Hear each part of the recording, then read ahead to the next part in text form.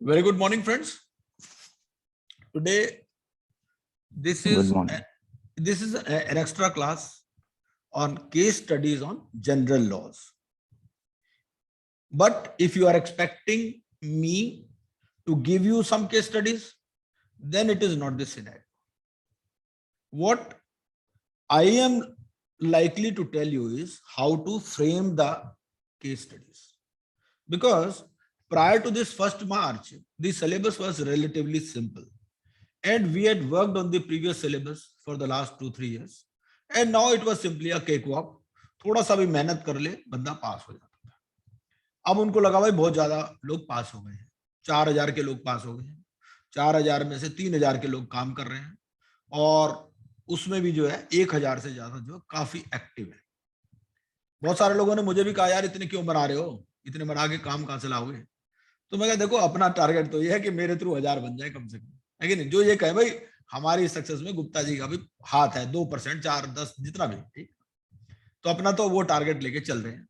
जितना मर्जी मुश्किल बना दें, आप हम लोगों का साथ दोगे तो हमारे बंदों ने पास होना ही होना, ऐसी कोई बात नहीं। जब तक उसको परसेंटेज को ना बढ़ाएं, या तो परसेंटेज 80% कर दें तब तो बात अलग है, अगर परसेंटेज 60 रखेंगे तो इतनी कोई मुश्किल नहीं है। लेकिन हम में से कई लोग क्या सोचते हैं कि भाई केस स्टडी कोई बनी हुई मिल जाए, तो ऐसा कुछ नहीं होता।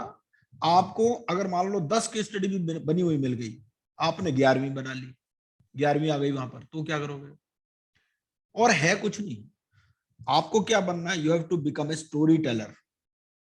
आपका माइंड ऐसा होना चाहिए कि चीजों को एक पिक्चराइजेशन कर सको, क्योंकि हमारा माइंड कैसे सोचता है, हमारा माइंड जो है हमेशा पिक्चर्स की फॉर्म में सोचता है। अभी जैसे सीपीए है, सीपीए यूएस बाहर से करके आते हैं, यूके, क्या वो वहां क्या होता है? वो क्या है कि केस स्टडीज बेस्ड है बेसिकली। तो ये लोग भी उसी डायरेक्शन में चल रहे हैं। जैसे जैसे आप हायर उठते हो तो वहां पर वो सारा HIMB हो, जितने भी हाईली टेक्निकल चीजें हैं वो केस स्टडीज। अब एक मान लो सीनियर बंदा बैठा है आपके साथ, वो आप एक एक्ट पढ़ के पूरा आ गए, वो आपसे 2 क्वेश्चन पूछता है, आप उसी में चकरा जाते हो। क्यों? क्योंकि आपने उन चीजों को एनविसेज नहीं किया। आपने सीपीसी तो पढ़ लिया, पर आपको ये नहीं पता अगर कोई कोर्ट के पास अगर वो डिग्री एक्सिक्यूशन के लिए आ गई तो उस पर क्या एक्शन लेना है। और एक्शन तो आप ले लोगे, किताब भी पढ़ लोगे, ठीक है। पहली बात तो ये आपको ये पता होना चाहिए भाई कहां पर वो लिखा हुआ है, बात सबसे पहली बात। दूसरी बात ये कि उस चीज को जल्दी से अंडरस्टैंड करके उसका आंसर देना। तो ये है कि basic understanding of the subject and quickness of mind. तो अब ये जो जितना भी केस स्टडी बेस्ड अगर पेपर आ जाएगा तो उसमें ये है, we have to be physically fit, we have to be mentally alert. उसके लिए अगर आपको लगता है कि आपका कंसंट्रेशन लेवल कम है बिकॉज ऑफ एज और सम अदर रीजन, तो आपको you should go for meditation also. आप अपने माइंड में प्योर थॉट्स रखो, हमेशा दूसरे का भी भलाई करने की सोचो, और ये है कि अपना कंसंट्रेशन लेवल हाई रखो। जो भी चीजें आपको डिस्ट्रैक्ट करती है ना, उनको कम से कम लाइफ में लाओ, ठीक है। तो we are now starting this case study. देखिए जनरल लॉज कहाँ है, नेगोशिएबल इंस्ट्रूमेंट्स है, ट्रांसफर ऑफ प्रॉपर्टी, बहुत लंबी लिस्ट है, ठीक है।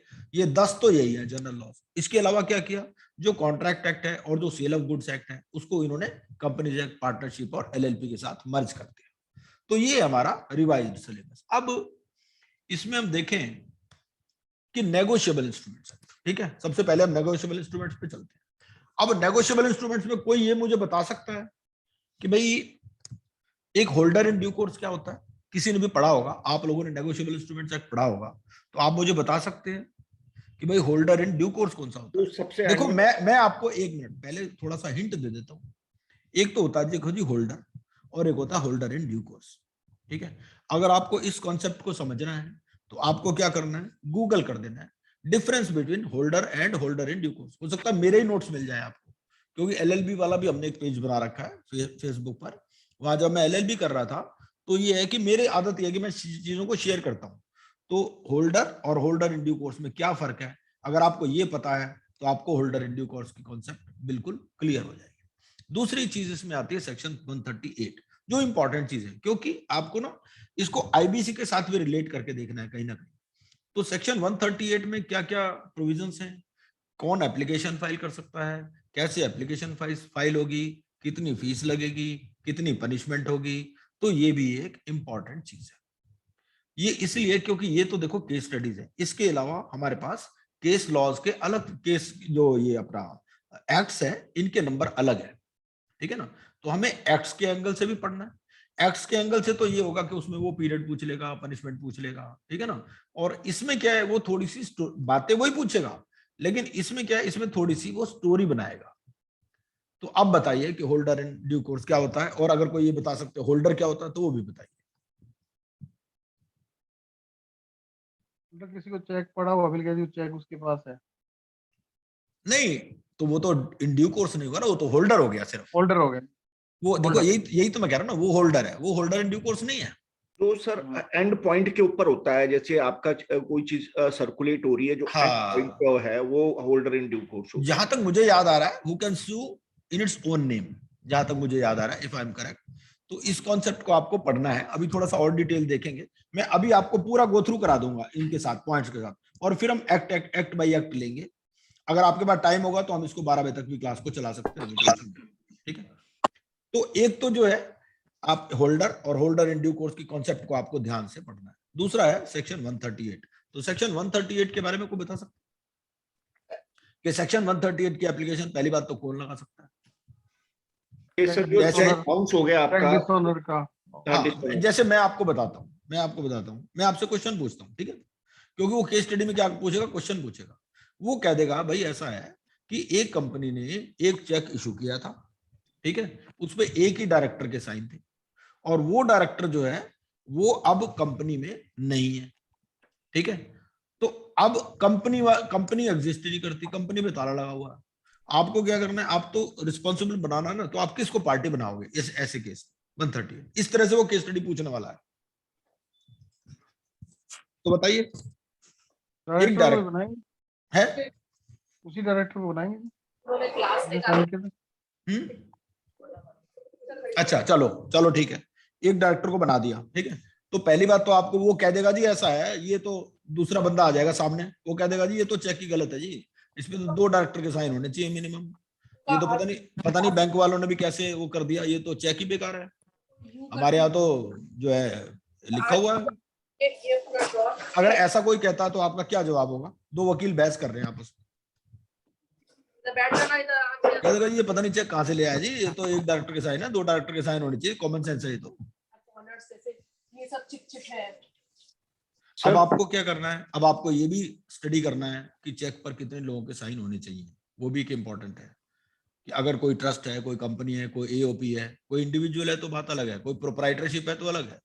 अगर पार्टनरशिप फर्म है तो पार्टनरशिप फर्म में एक बंदे के साइन है, 2 के साइन है, उसके जो कॉन्स्टिट्यूशनल डॉक्यूमेंट्स है वो क्या कहते हैं, सारी चीजें हमें देखनी है। वरना वो ऐसा होता है, जैसे 138 का अगर आप केस लगाते हो, 1 साल तो आपको ही लटकाते हैं वो, 1 साल में यही चीजें जज करते हैं वो सारी चीजें, कि भाई केस बनता भी है कि नहीं। उस पार्टी को बाद में पता चलता है जब ये आपको लगता है कि वाकई इसका केस फिट है फॉर प्रोसिक्यूशन। तो अच्छा, पनिशमेंट कितनी होती है? पनिशमेंट तो आसान है बताना 2 साल सर, है। अप टू 2 साल। अच्छा, क्या ऐसा भी हो सकता है कि पनिशमेंट कंपाउंडेबल हो? क्या ये पनिशमेंट कंपाउंडेबल है? वो कहता है जी ऐसा है, मेरे से पैसे ले लो, ट्वाइस द अमाउंट या इतना जो भी है, और ये जेल वेल मत करो जी। तो मेरा क्वेश्चन ये कि क्या ये कंपाउंडेबल ऑफेंस है? मतलब मैं आपकी माइंड में थॉट्स डाल रहा हूं कि हाँ, जिनको आपने जिस एंगल से पढ़ना है, अगर आप इस एंगल से पढ़ोगे ना, ये एग्जामिनर का दिमाग है, ठीक है ना। तो अगर आप एग्जामिनर के दिमाग से पढ़ोगे तो क्या होता है कि आपको चीजें बड़ी जल्दी समझ में आएंगी। आप पढ़ते टाइम भी अपने आप से क्वेश्चन करने लग जाओगे। उस लेवल तक अपने माइंड को हमें लेके जाना है, ठीक है ना। ऐसे रटने वटने से अब कुछ होने वाला नहीं है। आगे चलते हैं। अगला है जी ट्रांसफर ऑफ प्रॉपर्टी एक्ट। तो ट्रांसफर ऑफ प्रॉपर्टी एक्ट में इसमें 3-4 मेन इंपॉर्टेंट चीजें होती हैं। एक तो होता है एक्शनेबल क्लेम। क्योंकि एक्शनेबल क्लेम क्यों इंपॉर्टेंट है? क्योंकि हमारा ये जो आईबीसी है, आईबीसी में भी एक्शनेबल क्लेम की कॉन्सेप्ट है। तो सबसे पहले तो हमें क्या पढ़ना है कि ट्रांसफर ऑफ प्रॉपर्टी एक्ट में क्या डेफिनेशन दे रखी है और हमारी आईबीसी में क्या डेफिनेशन दे रखी है, ठीक है। और मैं तो ये कहूंगा जैसे हम पॉइंट्स डिस्कस करते जा रहे हैं, इन्हीं पर आप वॉलंटियर करें, आप अपने में से ग्रुप बना लें। सभी लोग नहीं इंटरेस्टेड होंगे तो आप अपने में से ग्रुप बना ले 4-5 लोगों का, भाई हम डेवलप करेंगे केस स्टडी। मैंने आपको थॉट्स दे दी, ठीक है। तो एक्शनेबल क्लेम को आपको दोनों एंगल से स्टडी करना है, आईबीसी के एंगल से भी और ट्रांसफर ऑफ प्रॉपर्टी से भी। और अगर आपने किसी को एक्शनेबल क्लेम ट्रांसफर कर दिया तो क्या उसके राइट्स है, क्या रिस्पॉन्सिबिलिटीज है, इस पर एक केस स्टडी बन सकती है। ठीक है।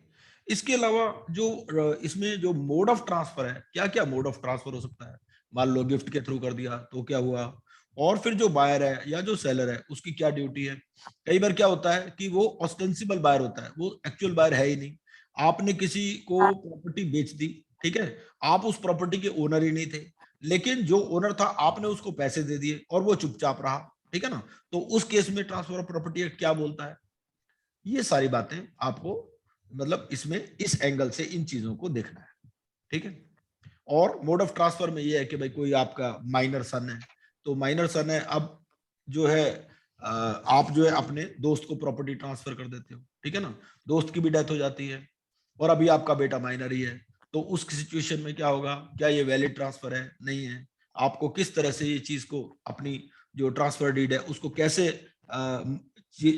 फ्रेम करना चाहिए ताकि जो है इंटरवोवस ट्रांसफर की जो कंडीशंस हैं वो सेटिस्फाई हो सके, because ultimately the transfer should be in the name of a living person. ठीक है ना। तो इस एंगल से आप इनको स्टडी करेंगे ट्रांसफर ऑफ प्रॉपर्टी एक्ट को। अगर आप ये थोड़ी बहुत चीज भूल भी जाए तो ये रिकॉर्डिंग हो रही है इसकी, और उसको दोबारा से सुन के उस पॉइंट पे आप स्टडी बना। ठीक है। जहां तक मॉर्टगेज की बात है तो मॉर्टगेज में हमें पता ही है कि बहुत तरह की मॉर्टगेज होती है, ठीक है ना।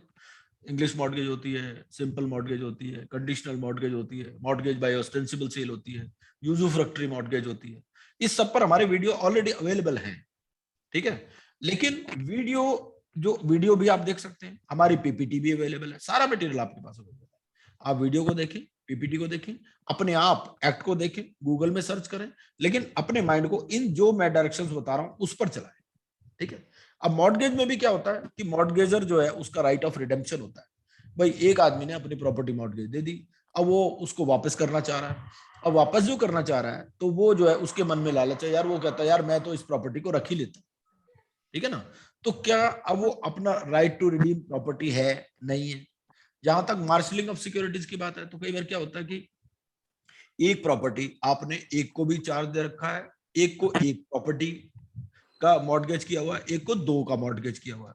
तो ये मार्शलिंग की कॉन्सेप्ट क्या कहती है, मार्शलिंग की कॉन्सेप्ट ये कहती है कि भाई जिसके पास दो प्रॉपर्टी है, ठीक है ना, उसको पहले उस प्रॉपर्टी पर अपना लियन एक्सरसाइज करना चाहिए जो कि दूसरे के पास नहीं है, समझ रहे हो।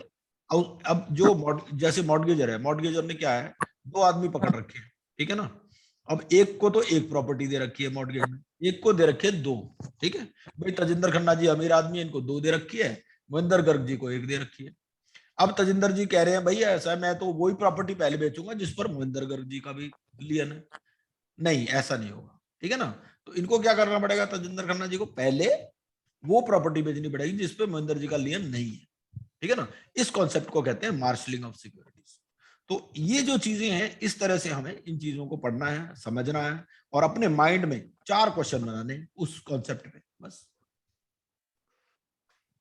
अगला है फिर code of civil procedure. Code of civil procedure में क्या है, एक तो जैसे रेस जुडिकाटा की कॉन्सेप्ट है, ठीक है, कि भाई कोई भी, पहले इसमें तो 2 कॉन्सेप्ट्स होती हैं, एक तो होता है लिस पेंडेंस, एक होता है रेस जुडिकाटा। रेस जुडिकाटा क्या कहता है, रेस जुडिकाटा ये कहता है कि भाई ठीक है, अगर कोई जुडिशियल डिसीजन ऑलरेडी है किसी भी कोर्ट का, तो उसी चीज पर सेम सब्जेक्ट मैटर पे दोबारा कोर्ट अपना माइंड नहीं लगाएगी, पहले ही उनके पास टाइम कम है।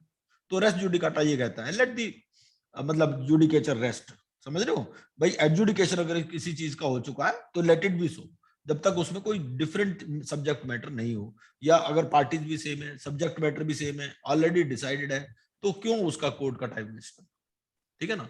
और इसी तरह से दूसरा ये कॉन्सेप्ट इसमें आती है सेक्शन 10 और 11 है सीपीसी के, तो वो ये कहते हैं, दूसरी कॉन्सेप्ट ये है कि भाई अगर कहीं भी कोर्ट ऑफ लॉ में, कोई भी कॉम्पिटेंट कोर्ट ऑफ लॉ में कोई केस ऑलरेडी पेंडिंग है, ठीक है, तो दूसरा केस एडमिट नहीं किया जाएगा सेम सब्जेक्ट मैटर पे, सेम पार्टीज के बीच में। अगर सब्जेक्ट मैटर डिफरेंट है, पार्टीज डिफरेंट है, तो कोई बात नहीं। अब ऐसे ही जो इश्यू ऑफ समन्स है, अगर आपने किसी पार्टी को समन इश्यू करने हैं तो उसका कितना टाइम हो सकता है, उसकी सर्विस कैसे होगी, आपने जो है दिल्ली कोर्ट में लगाया, वो बंदा रहता है बाहर, ठीक है ना। और जो including duties of issuing and receiving court, अब दिल्ली कोर्ट ने क्या किया, यूपी कोर्ट को समन इश्यू कर दिया, अब वो बंदा जो है यूपी में रह रहा है आजकल, मर्डर करके दिल्ली में वो भाग गया यूपी, ठीक है ना, चलो ये सिविल मैटर है तो सिविल में गबन करके भाग गया, ठीक है ना। तो अब उसमें क्या है कि वो बंदा जो दिल्ली कोर्ट वाला है वो क्या, उसकी क्या ड्यूटीज है, और मान लो अगर वो कर्नाटक में है, ठीक है ना, दिल्ली से कर्नाटक में है, तो वहां पर लैंग्वेज का भी इशू है, तो लैंग्वेज वाले केस में क्या ट्रांसलेशन देना भी जरूरी है, क्या होगा क्या नहीं होगा, ये सब बात है जो रिसीविंग कोर्ट है उसका, इस पे आप केस स्टडी बना सकते हैं जी। ये मैंने वही पॉइंट छाटे हैं जिसपे हम केस स्टडी इजीली बन सकती है। और इसमें एक और बात ध्यान में रखनी है कि बहुत सारे एक्ट्स जो हैं वहां पर बेयर एक्ट के अंदर ही इलस्ट्रेशन दे रखी है, तो जहां पर बेयर एक्ट में क्यों इलस्ट्रेशन देते हैं, बेयर एक्ट में इलस्ट्रेशन इसीलिए देते हैं कि वो चीज समझ में हो सकता है ना आए लोगों को, तो उसको वो इलस्ट्रेट करते हैं। तो आपका कम से कम इतना तो ध्यान में रखना है कि जितनी भी इलस्ट्रेशन हैं उसके, देखो मैं नहीं कहता कि उसका कोई आप प्रिंट आउट निकालो, बेयर कोड का कोई जरूरत नहीं है, आपके पास लैपटॉप डेस्कटॉप कुछ ना कुछ तो है या मोबाइल है, ठीक है ना। आपको क्या करना है, आपको बेयर एक्ट पढ़ लेना है, bare act along with, bare act का मतलब खाली एक्ट नहीं होता, एक्ट अलॉन्ग विद रूल्स होता है, ठीक है। तो आपको क्या करना है, आपको इस केस में ये देख लेना है कि भाई कहाँ कहाँ जो है वो चीजें आ रही हैं, ठीक है। एक्सीक्यूशन ऑफ डिक्रीज की जहां तक बात है कि भाई एक कोर्ट ने डिक्री इशू की और वो दूसरे कोर्ट में एक्सीक्यूट होनी है, दिल्ली कोर्ट ने इशू की ये डिक्री, ठीक है ना। इतना देखो बेसिक बेसिक बातें तो अब मैं ये उन्हीं लोगों के लिए क्लास लगाई गई है जो ऑलरेडी कुछ ना कुछ पढ़ चुके हैं, हो सकता है एक आध बार एग्जाम भी दे दिया हो या नहीं दिया, तो इनके बारे में कुछ भी अवेयर है। अगर आपको एक अक्षर भी नहीं पता इन चीजों का तो फिर ये क्लास आपके शायद काम की उतनी नहीं हो, या ये रिकॉर्डिंग हम इसलिए कर रहे हैं कि आप बाद में भी इसको सुन सकें जब आप ये सीपीसी पढ़ लें और जब आप केस स्टडीज पर आए। तो एक्सीक्यूशन ऑफ डिक्रीज की जहां तक बात है, एक्सीक्यूशन ऑफ डिक्रीज में क्या होता है, दिल्ली कोर्ट ने डिक्री इशू की, ठीक है ना। बेसिक बातें तो हमें पता ही है भाई, जजमेंट डेटर होता है और एक डिक्री होल्डर होता है, ठीक है। जजमेंट डेटर वो जिसने पैसे देने हैं, डिक्री होल्डर वो जिसने पैसे लेने हैं, ठीक है। अब दिल्ली कोर्ट की डिक्री है और वो प्रॉपर्टी है उसकी यूपी में, तो यूपी में एक्सीक्यूट होने के लिए जाएगी, ठीक है ना। अब वो डिक्री पार्ट उसकी 4 जगह प्रॉपर्टी है, ठीक है ना, तो 4 प्रॉपर्टीज है, तो उसके लिए वो कैसे उसका सेटिस्फेक्शन होगा, क्या ऑर्डर होगा, वो सब चीज। अब अगर आपने कोई किसी के प्रेमिसेस में एंटर करना है तो इसके लिए ये कोड ऑफ सिविल प्रोसीजर क्या बताता है, ये प्रोसीजर बताता है बेसिकली कि चीजों का प्रोसीजर क्या है, ठीक है। अगर आपने किसी के प्रेमिसेस में एंटर करना है तो आप जो है सनराइज से पहले या सनसेट के बाद नहीं कर सकते। उसके अलावा अगर कोई पर्दानशीन वुमेन है तो पर्दानशीन वुमेन के बारे में क्या कॉन्सेप्ट है इसमें एंटर करते टाइम, ठीक है ना। और अगर बाहर कोई ताला लगा हुआ है कोई घर पे, वो ऐसे बना देगा केस स्टडी, अगर बाहर ताला लगा हुआ है तो क्या आप उसको तोड़ सकते हो, अगर एक बार आप तोड़ के घुस गए क्या अंदर वाले ताले आप तोड़ सकते हो, ठीक है। अगर कोई आदमी वहां से नहीं निकलता तो कितना टाइम देना है आपको, या ये है कि आप उसकी वेट करोगे इंडेफिनेटली, कितने टाइम तक वेट करोगे। आप अंदर घुस गए, आप उसको कहोगे भाई बाहर निकल जाओ, अगला फैल गया, नहीं मैं तो नहीं निकलता, ठीक है ना। तो वो सब चीजें, ये सब चीजें प्रोसीजर बेस्ड है और इस पे केस स्टडी आराम से बन सकती है, ठीक है ना। 4 क्वेश्चन आपसे पूछ लेगा। अब ये है कि उसके बाद में होती है कि आपने प्रॉपर्टी अटैच भी कर ली, ठीक है ना, सीज भी कर ली, उसके बाद में आप उसकी प्रॉपर्टी की सेल पर गए, ठीक है। तो अब सेलर सेल हो गई उसकी, अब मान लो उसमें मॉर्टगेज भी है ऑलरेडी, ठीक है ना। तो जो मॉर्टगेजर है उसके क्या राइट्स है, मॉर्टगेजी के क्या राइट्स है, अगर कोई इनकम्बरेंस है उसमें तो उस केस में क्या होगा, इस पर भी एक केस स्टडी बन सकती है। उसके अलावा पेमेंट ऑफ डिक्री मनी आपने कैसे पोस्ट ऑफिस के थ्रू जमा करानी है, पैसे कैसे जमा कराने हैं आपने, ठीक है ना, और क्या रसीद लेनी है। फिर एप्लीकेशन फॉर अटैचमेंट, अगर आपने कोई एप्लीकेशन लगानी है तो इन केस में इलस्ट्रेशंस दे रखी है। तो अगर आप ऑर्डर 21 पे जाओगे तो ऑर्डर 21 आप बेयर कोड पे सर्च करो, वहां इलस्ट्रेशन देखो, और जो इलस्ट्रेशन है उसको तो सबसे पहले आपको पढ़ना है। जैसे कॉन्ट्रैक्ट एक्ट में भी इलस्ट्रेशन है, सेल ऑफ गुड्स में भी इलस्ट्रेशन है, ठीक है ना, पार्टनरशिप एक्ट में भी इलस्ट्रेशन है। तो ये जो है इन सब में इलस्ट्रेशंस दे रखे हैं, उन इलस्ट्रेशंस को पढ़ के आपको उनको तो जरूर ही याद कर लेना है, ठीक है ना। उसके अलावा फिर क्रॉस डिक्रीज है, आपके पास डिक्री है दूसरे बंदे के पास भी डिक्री है, ठीक है ना। अब उस केस में क्या होगा, क्रॉस डिक्रीज के केस में अगर कोई डेंजरस बिल्डिंग है, ठीक है ना, भाई आपका मकान है, आपके मकान के साथ में एक मकान है वो गिरने वाला है बिल्कुल, ठीक है ना। अब आपने कोर्ट में उसके लिए लगा दिया कि भैया इसका मकान जो है अटैच कर, ठीक है। तो उस केस में क्या सिचुएशन होगी, उससे आपको पैसे, और वो भूखा नंगा बंदा जिसका मकान गिरा रहे हैं वो भूखा नंगा है बिल्कुल, आप कहोगे यार मैंने अपना नया नया मकान बनाया, पूरी उम्र की पूंजी लगा दी, ये वैसे ही इसके पास कुछ नहीं है और ये जो है इसका मकान गिर गया तो मैं तो चक्कर में पड़ जाऊंगा। तो उस केस में क्या क्या कोर्ट की क्या इंस्ट्रक्शंस है वो भी है, इलस्ट्रेशन है इसमें, रूल 32। फिर duty of purchaser and seller properties in execution of decrees, आपने डिक्री जब एक्सीक्यूट करनी है तो जो परचेजर है या जो सेलर है उसकी क्या ड्यूटीज हैं, उसने पैसे कब जमा कराने हैं, मान लो उसने अर्नेस्ट मनी जमा करा दी, बाद में मुकर गया, फिर दूसरे को कैसे सेल होगी, ये सब चीजें।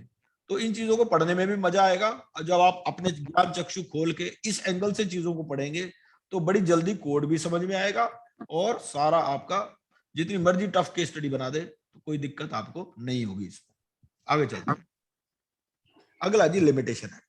अब ये जो लिमिटेशन एक्ट है इसमें एक खास बात ध्यान में रखने वाली है कि इसको जो है हमारे को code of civil procedure and limitation act, मतलब इन दोनों को जोड़ करके एक ही लाइन में दिया गया है। जब जोड़ के चीजें लिखी जाती है तो उसका भी कोई मतलब होता है कि लिमिटेशन एक्ट यहाँ क्यों लिखा। लिमिटेशन अब ये है कि भाई दोनों क्लब टुगेदर है तो स्टडी इन दोनों के मिक्स भी हो सकती है, मिक्स मिठाई भी दे सकता है बेटा, खा के दिखाओ उसको। तो application for execution of a decree not to be deemed as an application in respect of any right. अब इसमें क्या है कि अगर आपने कोई एप्लीकेशन लगा दी किसी डिक्री की एक्सिक्यूशन के लिए, वो जो है, अब इसमें सीपीसी में है क्या या लिमिटेशन एक्ट में क्या है, लिमिटेशन एक्ट में अलग अलग तरह के प्रोविजंस दे रखे हैं कि भाई इस तरह का सूट होगा तो उसको 3 साल में करना है, इस तरह का होगा तो 30 साल में करना है, इस तरह का होगा तो 20 साल में करना है। अब इसमें क्या होता है, कभी कभी ऐसा लगता है कि वो एक तरह का होता दूसरे तरह का, ठीक है ना। जैसे हमने अपने आईबीसी में केस लॉज भी देखे, आईबीसी में केस लॉ देख के भाई लोन लिया हुआ उसने और वो उस पे प्रॉपर्टी वाला आर्टिकल लगाने के चक्कर में, ये हमने केस लॉ देखा था ना कि भैया 137 लगेगा 62 नहीं लगेगा, है ना। तो ऐसे दो तीन केस लॉज। तो अब जो है अगर एक्सिक्यूशन ऑफ डिक्री है तो क्या वो इसको माना जा सकता है application in respect of any right against property, ठीक है ना। उस एंगल से हमें देखना है। इसमें क्या हुआ, आपका सीपीसी भी कवर हो गया, लिमिटेशन एक्ट भी कवर हो गया, प्रॉपर्टीज एक्ट भी कवर हो गया, ऐसे बनाया केस स्टडी में। उसके बाद में क्या है कि suit by a purchaser in execution of a decree, ठीक है ना। तो इस पर भी आप थोड़ा सा देखें इसको और इसको किया जा सकता है। अगला देखते हैं। अब अगला जो हमारा सेशन होगा उसमें आप केस स्टडी बना के लाएंगे और वो डिस्कस हम करेंगे, ठीक है ना। क्योंकि एग्जाम आपने देना भाई, मैंने तो देना नहीं। Prevention of corruption act, prevention of corruption act में क्या है, इसको दोनों के साथ मिला के पढ़ना है। एक तो आईबीसी के साथ मिला के पढ़ना है और एक पीएमएलए के साथ मिला के पढ़ना है। पीएमएलए में भी कुछ सेक्शंस हैं, ठीक है। और यहाँ पर क्या है, यहाँ पर भी लिमिटेड सेक्शन है प्रिवेंशन ऑफ करप्शन एक्ट। अब इसमें क्या केस स्टडी बना सकता है भाई, केस स्टडी बना सकता है एक आईएएस है, आईएएस पब्लिक सर्वेंट हो गया, ठीक है ना। मतलब आईएएस के बजाय कुछ भी लिख दो, कोई भी पब्लिक सर्वेंट, ठीक है ना। कोई मतलब कोई एमएलए है, एमपी है, ये भी पब्लिक सर्वेंट है। तो आईएएस है, उसका कोई रिलेटिव है, अब वो क्या है आईएएस के पास या जो भी है, मतलब कोई पैसे वाला आदमी है, ठीक है ना, ऐसे समझ लो। और वो गवर्नमेंट पोजीशन पे है, रिश्वत खूब खाता है, रजिस्ट्रार है, कुछ भी है, ठीक है ना। तो वो क्या कर रहा है, वो अब एक कंपनी को खरीदने में इंटरेस्टेड है। उसको पता चला जी महेंद्र गर्ग जी के पास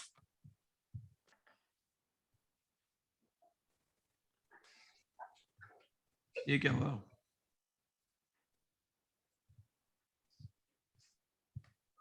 फाइंड आउट कैसे आ रहा है इसमें यार। इसी चक्कर में ना हम लोग उनको रखते नहीं है जो बाय नेम नहीं आते, पता क्यों। कई बार हमारी मीटिंग में हैकर वगैरह भी आ जाते हैं, तो मैं देखो भाई पहले तो यूजर को रिमूव कर रहा हूँ, आप अपने नाम से आओगे तो मैं आपको डालूंगा, नहीं तो नहीं।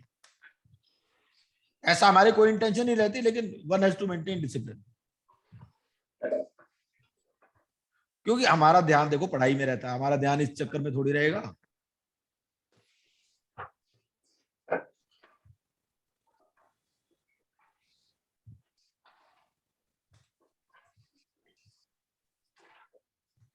हर तरह के लोग रहते हैं।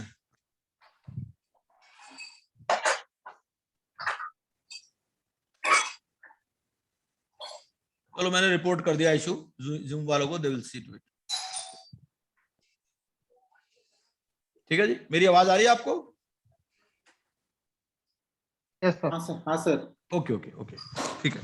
तो अब ये जो प्रिवेंशन ऑफ करप्शन एक्ट है, तो प्रिवेंशन ऑफ करप्शन एक्ट में क्या है, इस तरह से आप कोई मतलब कोई मैं इसको वो चेंज भी कर देता हूँ, ये जो है इसकी वजह हम इसको लिख देते हैं रिलेटिव ऑफ पब्लिक सर्वेंट, ठीक है ना।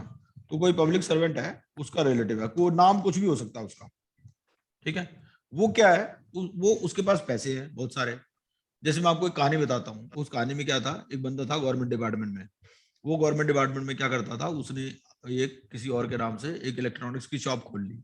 वो इलेक्ट्रॉनिक्स की शॉप, उसने शॉप भी खोल रखी थी, उस पर वर्कर भी थे, सामान भी रखा हुआ था, पर वो किसी को बेचते बूझते कुछ नहीं थे, क्योंकि वो मकान इस बनाते इसी तरह से, क्योंकि आता ही नहीं था, आता था तो उसको टरका देते थे, ठीक है ना। तो वो क्या करते थे कि उसमें कैश सेल दिखाते थे कि भाई हमारे इतने टीवी बिक गए, इतने फ्रिज बिक गए, इतना ये बिक गया, ठीक है ना। और वो नंबर 2 में बिलिंग मिली जाती है, बिलिंग की कोई दिक्कत है ही नहीं, ठीक है ना। उसके थ्रू वो अपना पैसा वाइट करते थे, उनका मेन काम था पैसे को वाइट करना, ठीक है ना।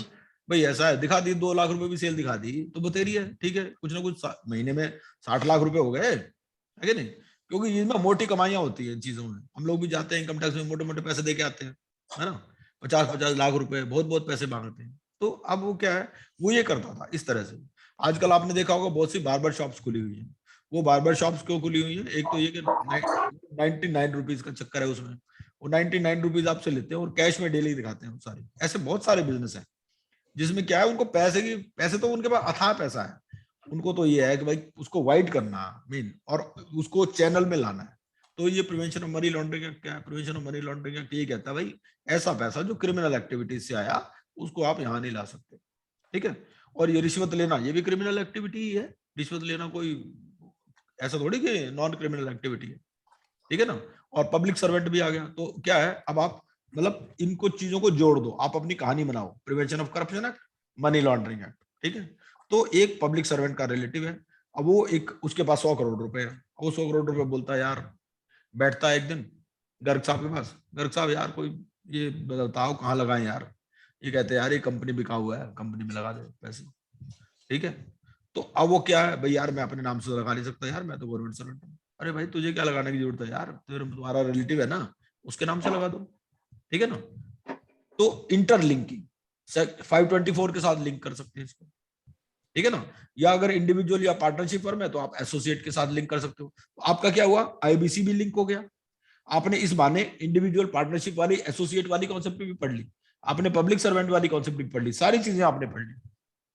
आप ये भी कह सकते हो कि वो जो है किसी ट्रस्ट में ट्रस्टी है, तो अगर ट्रस्ट में ट्रस्टी है तो उसमें इंडिविजुअल्स और पार्टनरशिप प्रोविजंस वाले प्रोविजंस लागू होंगे। तो ये चीजें आपको देखें, ठीक है। उसके बाद में क्या है कि red at the residence of a politician, एक पॉलिटिशियन की यहाँ रेड होती है, ठीक है, और वहां पैसा मिलता है, ठीक है। तो वो क्या है, आपका पब्लिक सर्वेंट भी हो गया, मनी लॉन्ड्रिंग एक्ट भी हो गया।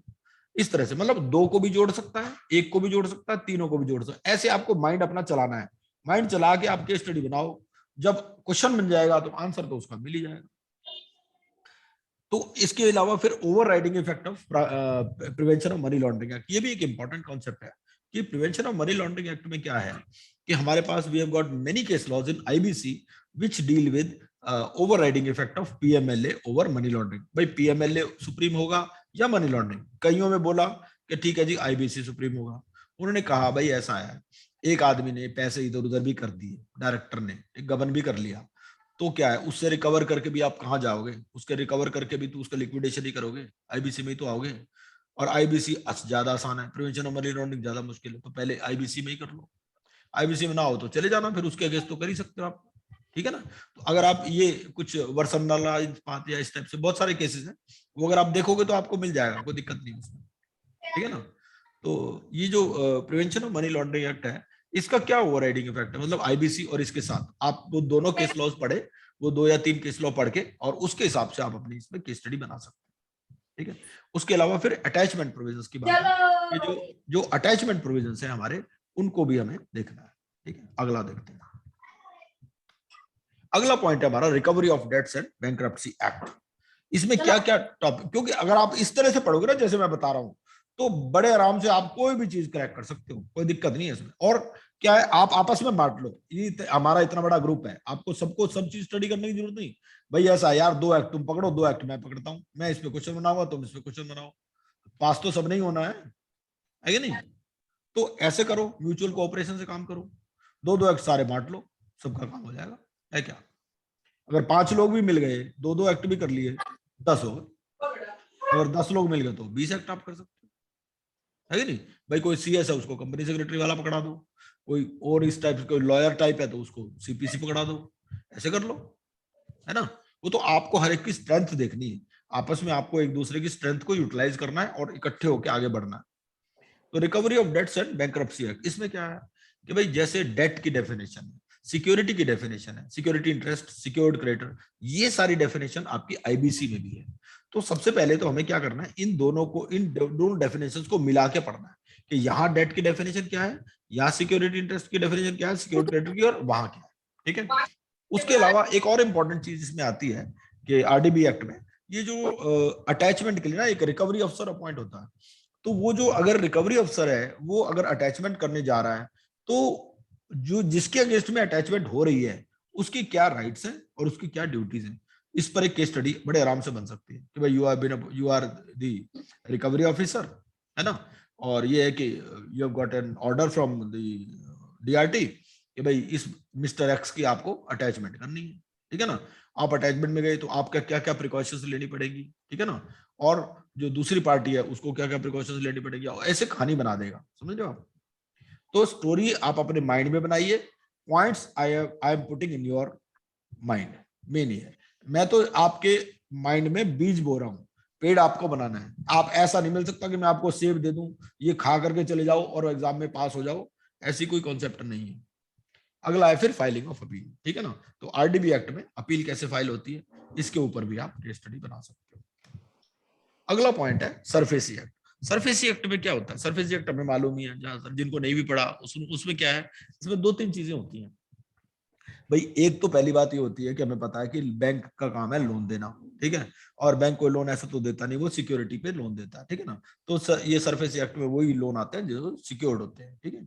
एनपीए हो जाते हैं, सबसे पहले आपको एनपीए डिक्लेयर करना है, एनपीए डिक्लेयर, अब बैंक का पैसा ले लिया किसी ने, अब वो दे नहीं रहा वापस, तो बैंक के पास क्या राइट्स हैं, बैंक क्या करेगा, सबसे पहले उसको एनपीए डिक्लेयर करेगा, उसको नोटिस देगा, उसको नोटिस देकर 60 डेज का टाइम उसको देगा, भैया 60 डेज में दो, नहीं तो पुलिस को ले जा करके और उसकी प्रॉपर्टी एक्वायर कर लेगा। अब प्रॉपर्टी एक्वायर करके भी बैंक करेगा क्या, उसका काम तो ये नहीं है, वो तो बैंक के अंदर बैठा है, अपना काम है उसका डिपॉजिट लेना और लोन देना, ठीक है ना। तो इसके लिए इन्होंने क्या किया, एआरसीज बना दी, एसेट रिकंस्ट्रक्शन कंपनीज। तो एसेट रिकंस्ट्रक्शन कंपनी क्या है, इनसे खरीद लेती है वो एसेट्स, मतलब वो प्लांट है, वो कंपनी है, ठीक है ना, वो प्रॉपर्टी है, वो कार है, कुछ भी है, वो सब उनसे खरीद करके, अब उनसे खरीद करके ये फिर, अब इनके पास पैसा कहां से आएगा, एआरसी के पास। एआरसी क्या करती है, सिक्योरिटीज इशू कर देती है क्वालिफाइड इंस्टीट्यूशनल बायर्स को। तो क्वालिफाइड इंस्टीट्यूशनल बायर्स कौन है, ये एलआईसी वगैरह ये सब, ठीक है ना, तो उनको इशू कर देती है और वो इनको पैसे दे देती है। ये पैसा जो एआरसी लेती है अपना कुछ पैसा रख करके बाकी पैसा बैंक को दे देती है, तो ये मनी सर्कल जो है फ्लो करता है। सरफेसी एक्ट ये सब बातें बताता है हमारे, ठीक है। तो सरफेसी एक्ट में दो तीन चीजें हैं। सबसे पहली बात तो जो बैंकर और जिसने लोन लिया, ठीक है, तो वो जैसे इसमें ऑब्लाइजर वाली कॉन्सेप्ट आती है, ठीक है ना, तो अब ये सब चीजें मतलब ये है कि अब उसने जो लोन लिया और वो पैसे नहीं दे रहा, पहली बात तो इस पे बना सकता है वो केस स्टडी, ठीक है जी, कि जी ये पैसे नहीं दे रहा, तो नोटिस एक इंपॉर्टेंट कॉन्सेप्ट है, ठीक है ना। फिर अगर आपने प्रॉपर्टी सेल वो कर ली तो उसकी जो है कॉन्फिस्केशन कैसे होगी, ये भी एक इंपॉर्टेंट चीज है कि सेल और परचेज। आवाज आ रही ना मेरी आपको, किसी और का भी माइक खुला हुआ, करुणा अडवाणी जी का प्लीज म्यूट कर लीजिए, नहीं तो आपको होस्ट है, आप विश्वनाथ जी आप म्यूट कर दिया कीजिए। हाँ जी, तो जो भी कोस्ट है वो म्यूट कर सकते हैं। हाँ जी, तो नोटिस में क्या है कि sale and purchase of confiscated property, कि आपने प्रॉपर्टी तो एक्वायर कर ली, अब उसकी आपने सेल भी तो करनी है ना, ठीक है ना, और जो परचेज कर रहा है वो उसके क्या राइट्स हैं, जो सेल कर रहा है उसके क्या राइट्स हैं। अब मान लो परचेज सेल भी हो गई, पैसे नहीं मिले, तो आप जो सेकंड बिडर है उसको कब बेच सकते हैं, ठीक है। उसके अलावा क्या है कि आपकी जो प्रॉपर्टी कन्फिस्केट की उसमें कोई बंदा बैठा हुआ है, किराएदार बैठा हुआ है, उसके क्या राइट्स है, ठीक है ना। इस तरह से appending section 1310 and penalty provisions regarding obstruction cause. अब आप जाते हो वहां तो बदमाश बैठे हुए हैं, ठीक है ना, वो रिवॉल्वर तान देते हैं आपके ऊपर, तो उस केस में क्या होगा, है ना, आपको क्या एक्शन लेना होगा। फिर advantages of having the property registered with central registry, यहां पर एक सरसाई की कॉन्सेप्ट आती है सेंट्रल रजिस्ट्री सरफेसी में, जैसे एमसीए में एक है, ठीक है ना, और एक है एनईएसएल और एक है सेंट्रल रजिस्ट्री। एक्चुअली गवर्नमेंट की अल्टीमेट एम ये है कि एक ही जगह सारी चीजें होनी चाहिए। भाई कईयों के जो चार्ज रजिस्टर है वो एमसीए में पड़े हुए हैं, कईयों का क्या है ये सरफेसी वाले यहाँ पर आ जाते हैं सेंट्रल रजिस्ट्री में, अब नया इन्होंने बना दिया एनईएसएल, तो अल्टीमेटली ये करेंगे कि शायद एनईएसएल में ही ट्रांसफर कर देंगे सबको, पर अभी तो सब चीजें ऐसे ही चल रही है, ठीक है ना। तो उसमें अगर कोई प्रॉपर्टी रजिस्टर्ड है तो उसके कुछ राइट्स अलग होते हैं, जो वहां पर रजिस्टर्ड नहीं है उसके राइट्स कुछ अलग होते हैं। और उसके अलावा जो फॉर्मेशन है या मैनेजमेंट है एआरसी की, उसमें कौन डायरेक्टर बन सकते हैं, अगर आपने डायरेक्टर चेंज करना है तो उसकी इंटीमेशन आरबीआई को कब देनी है, नेट ओन्ड कॉन्सेप्ट, नेटवर्थ कितनी होनी चाहिए, नेट ओन्ड फंड्स कितने होने चाहिए, मैनेजमेंट में कौन कौन लोग आ सकते हैं नहीं आ सकते, इसके ऊपर भी केस स्टडी बनाई जा सकती है। मतलब I have tried to identify the main points on which a case study could be framed. ठीक है, अब आपको क्या करना है, आपको वो केस स्टडी बनानी है। और अगर जैसे आप इनिशियली आप क्या करो कि 10 एक्ट्स ले लो, 10 ही है ये, ठीक है ना, 10 एक्ट्स में दो दो एक्ट आपस में बांट लो, दो दो एक्ट में भी दो दो जनों का ग्रुप बना लो आपस में। वो ये जो व्हाट्सएप ग्रुप बनाया इसी पर्पज से बनाया है, तो उसमें आप डिस्कस करो कि भाई दो ये मैं ले लेता हूँ, दो मैं ले लेता हूँ। सबसे पहले तो अपने वॉलंटियर करो कि जी मैं इस पे बनाऊंगा, ठीक है ना, 4 क्वेश्चन बनाने हैं, मैंने पॉइंट आपके दिमाग में डाल ही दिए, इस पे क्वेश्चन बनाना बहुत आसान है, बनाने को मैं भी बना दूंगा, लेकिन आपको अपना दिमाग चलाना है, वो ज्यादा अच्छा है, क्योंकि इसके अलावा भी कोई पॉइंट हो सकते हैं, ठीक है ना। तो मैंने आपको ये समझाने की कोशिश की कि इस तरह से आपको पढ़ना है एक्ट को कि उसमें क्या क्या क्वेश्चन बन सकते हैं, ठीक है। ये भी हो गया एआरसी वाला भी, अगला देखते हैं। और इसके लिए अगर आपको फिर भी अगर एक्ट की भी नॉलेज नहीं है तो आप एक्ट के लिए वीडियो हमारा है ही, पीपीटी भी है, वीडियो भी है, वो भी देख सकते हैं। अगर किसी चीज पे आपको नहीं मिले तो हमें ग्रुप में लिखो, हम दोबारा भेज देंगे, कोई दिक्कत नहीं। अगला फिर है एमएसएमई। एमएसएमई में कॉन्सेप्ट क्या है, एक तो ये कि जो टर्नओवर वाली जो कॉन्सेप्ट है ये चेंज हुई है बार बार, ठीक है ना, ये 2020 में चेंज हुई थी, उससे पहले भी चेंज हुई थी, तो लेटेस्ट जो भी है वो आपको पढ़नी है। सबसे पहली बात तो ये है, उसमें क्या क्राइटेरिया रहता है, वो टर्नओवर का क्राइटेरिया रहता है, कुछ इन्वेस्टमेंट का क्राइटेरिया रहता है, वो अलग अलग है कि माइक्रो कब मानी जाएगी, स्मॉल कब मानी जाएगी, मीडियम कब मानी, ठीक है। वो सब हमारे पीपीटी में ऑलरेडी लिखा हुआ, उस चार्ट को आपको ध्यान से देख लेना है, रट लेना है, उस पर आ सकती है केस स्टडी। और उसके अलावा अगर आपकी मान लो माइक्रो में, अब माइक्रो से आप स्मॉल में जा रहे हो, आपकी टर्नओवर भाई पहले माइक्रो के हिसाब से थी, अब टर्नओवर बढ़ गई तो आप स्मॉल में कन्वर्ट हो गए, तो अगर आप अब टर्नओवर या इन्वेस्टमेंट बढ़ रही है आपकी तो अपग्रेडेशन होगा। अपग्रेडेशन और डाउनग्रेडेशन के लिए डिफरेंट रूल्स है, ठीक है ना, कि अपग्रेडेशन जो है वो आपका कब होगा, मतलब एक तो इसमें यह है कि उसी साल से हो जाएगा, एक में है कि अगले साल से, ठीक है ना। तो वो चीजें आपको देखनी, वो सब हमने एक्सप्लेन ऑलरेडी किया हुआ है वीडियो में। और उसके अलावा अगर आपने एमएसएमई में कोई डिले कर दिया तो उसके क्या कॉन्सिक्वेंसेज हैं, यहाँ पर एक अपॉइंटेड डेट की कॉन्सेप्ट आती है।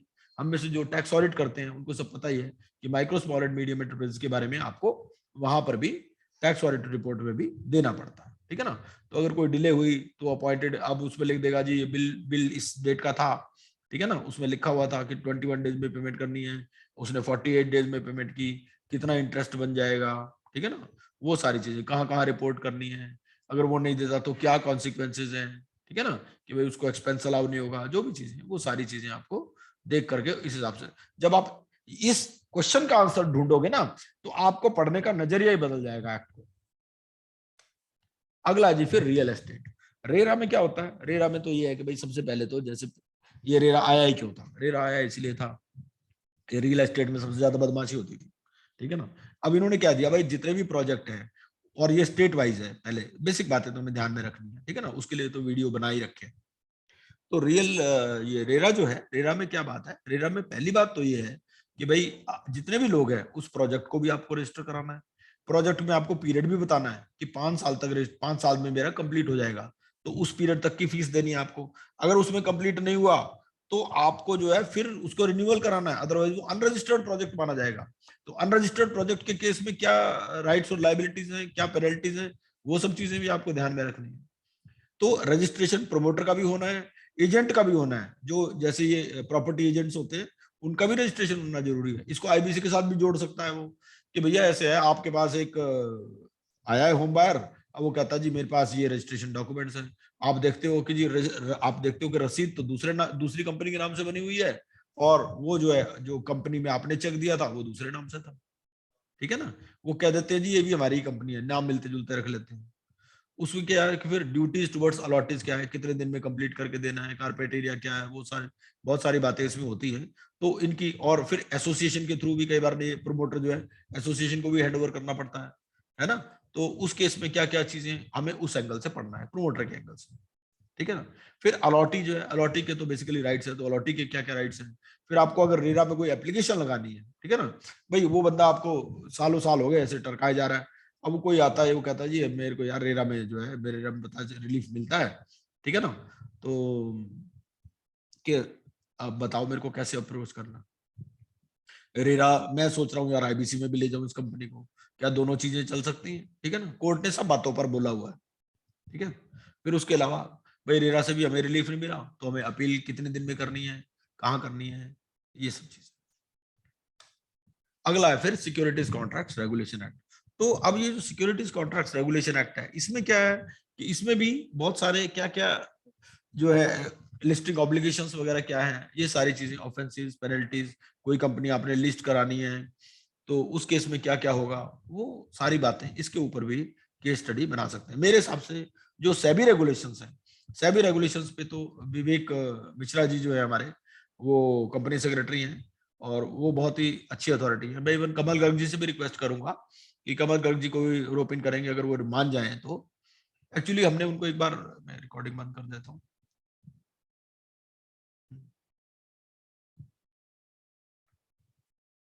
ठीक है, तो इतना हमने बता दिया इसमें। इसमें जो है आप सब लोग ग्रुप में करके, है ना, और फिर बाकी नेक्स्ट मीटिंग हम तब लेंगे जब आप ग्रुप में डालोगे जी हमने केस स्टडी बना ली है।